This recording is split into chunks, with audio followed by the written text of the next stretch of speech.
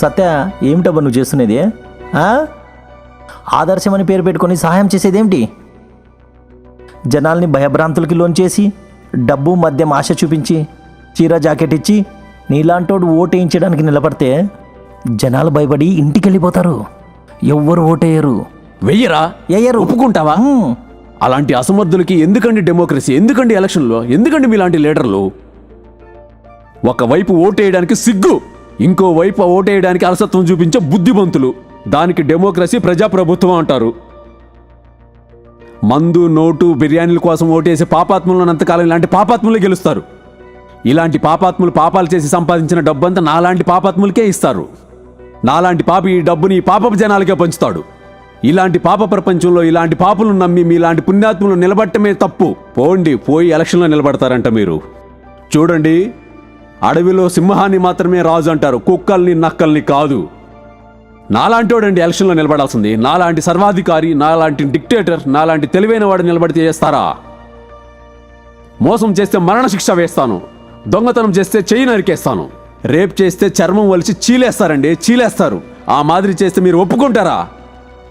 ఎలక్షన్లో నిలబడతారంట. పోండి, ఇప్పుడే చాలా ఎక్కువ టైం అయిపోయింది మీకు. నువ్వేమైనా చెప్పు, నేను వెనకడిగేసే ప్రసక్తే లేదు. ఇచ్చినోడు చెడ్డోడు, తీసుకున్నాడు చెడ్డోడు. ఇస్తే చెడ్డది, తీసుకుంటే చెడ్డది అన్నోడు ఎవడ్రా ఇంతకి? సర్వనాశనమయ్యేది గ్యారంటీ. మహాభారతం, రామాయణం చదివినారా స్వామి మీరు? దుశ్శాసనుడు ద్రౌపదిని ముట్టుకొని చెడిపోయినాడు. రావణుడు సీతను ముట్టక చెడిపోయినాడు. కర్ణుడు ఉన్నదంతా ఇచ్చి చెడిపోయినాడు. దుర్యోధనుడు ఏమి ఇవ్వక చెడిపోయినాడు. 11-7 అక్షున్నల సైన్యం మహాభారతం నాశనమైంది గ్యారంటీ.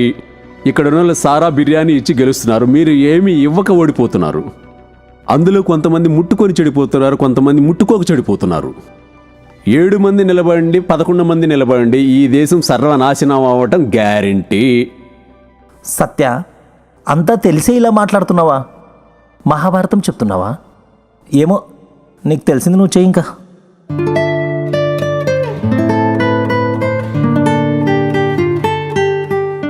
రేయ్, మనం ఎవరికి సపోర్ట్ చేస్తుంది? లారీ గుర్తు రంగన్న, వెంకటేశ్వర్లు సైకిల్ గుర్తు గోపి అన్న. ఓకే, నువ్వు ఆ లారీ రంగన్న వెళ్ళి బిర్యానీ సారా పనిచేసి ఓట్లు వేయమని చెప్పండి. ఓకేనా? నువ్వు ఆ నాగరాజు వెళ్ళి అదే ఆ స్లమ్ వాడికి డబ్బు పంచి సపోర్ట్ చేయమని చెప్పండి. ఓకే ఏరియారా? అది ఆ నంజప్ప, ఆ బస్ స్టాండ్ సరౌండింగ్ అంతా డబ్బులు పనిచేసి వాడికి సపోర్ట్ చేయమని చెప్పేసండి. వెళ్ళండి. ఆగండి. అందరికీ ఓటేయమని అడిగే ముందే ఇందాకెళ్ళాడు కదా ఒకడు, వాడికి ఓటేస్తే గొంతు కోసేస్తానని చెప్పేసి వెళ్ళండి. వెళ్ళండి.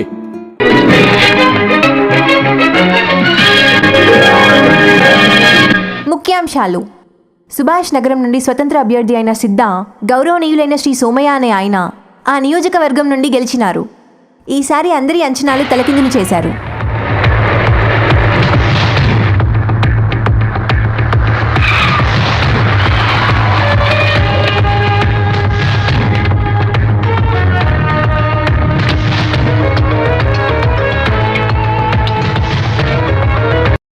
సోమయ్యకి జై, సోమయ్యకి జై, సోమయ్యకి జై, సోమయ్యకి సోమయ్యకి జై. సత్య, గెలిచినందుకు కాళ్ళు పట్టుకునికి వచ్చినావా? ఆ రోజు ఏదేదో చెప్పావే, పాపకూపం అని. ఆ పాపకూపం నుంచి నేను గెలిచాను. అందుకే చెప్పేది, ధర్మానికి ఎప్పుడు చావు లేదు, సత్యమేవ జయతే అని. సత్య, సాధ్యమైనంత వరకు ధర్మం వైపు ఉండు. నా పేరే సత్య సార్. ఈ ప్రపంచంలో చీకటి పగలు రెండూ ఉన్నాయి. అందరూ పగల్ని పగలే అంటారు, రాత్రిని రాత్రే అంటారు. అయితే రాత్రిలో ఉన్న పగల్ని, ఆ పగల్లో ఉన్న రాత్రిని ఎవ్వరూ చూడరు సార్. రాత్రి ఉన్న ముఖం తెల్లారితే ఒక రకంగా ఉంటుంది, తెల్లారితే రాత్రి ఉన్న ముఖం ఇంకో రకంగా ఉంటుంది. తెల్లవారితే ఆకాశం తెల్లగా ఉంటుంది, అదే ఆకాశం రాత్రి అయితే నల్లగా ఉంటుంది. నల్ల వెంట్రుకలు తెల్లగా అవుతాయి, అదే తెల్ల వెంట్రుకలు రంగేస్తే నల్లగా అవుతాయి. అయితే ఈ ప్రపంచంలో తెల్లగుండేదాన్ని తెలిపే అంటారు, నల్లగుండేదాన్ని నలుపే అంటారు, అంతేగాని వేరే దాన్ని ఏమీ అనరు sir.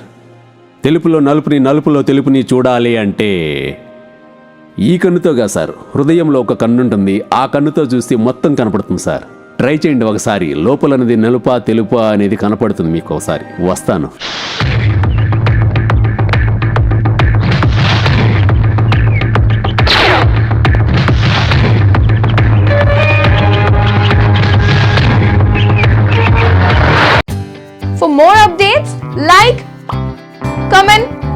subscribe to our channel. Hey darlings, గంటని click చేయడం మర్చిపోకండి.